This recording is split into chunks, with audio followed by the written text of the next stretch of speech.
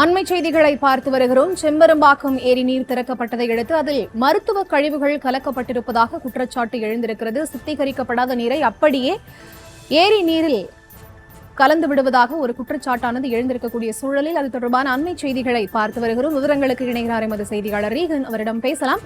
வணக்கம் ரீகன். இந்த குற்றச்சாட்டின் உண்மைத்தன்மை என்னவாக இருக்கிறது? பொதுமக்கள் என்ன கூறுகிறார்கள்? விவரம். வணக்கம். காஞ்சிபுரம் மாவட்டம் திருப்பெரும்புதூர் அடுத்த தண்டலம் பகுதியில் தனியார் மருத்துவக் கல்லூரி அமைந்துள்ளது. இந்த மருத்துவக் கல்லூரியில் போதிய சுத்திகரிப்பு நிலையம் இல்லாததால் மழைக்காலங்களில் மருத்துவக் கல்லூரியின் கழிவுநீர் அருகில் உள்ள செம்பரம்பாக்கம் ஏரியில் கலப்பது வழக்கமாக உள்ளது.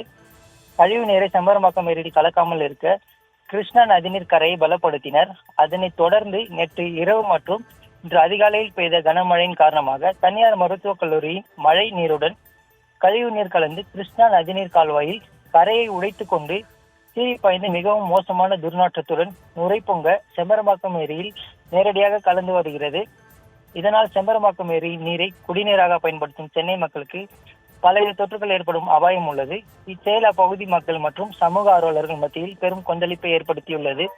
சென்னைக்கு குடிநீர் ஆதாரமாக விளங்கும் செம்பரம்பாக்கம் ஏரியில் நேரடியாக கழிவு நீர் கலக்க காரணமாக இருக்கும் தனியார் மருத்துவக் கல்லூரி மீதும் இதனை கண்டுகொள்ளாத நீர்வளத்துறை அதிகாரிகள் மீதும் தக்க நடவடிக்கை எடுக்க வேண்டும் என சமூக ஆர்வலர்கள் கோரிக்கை வைக்கின்றனர்.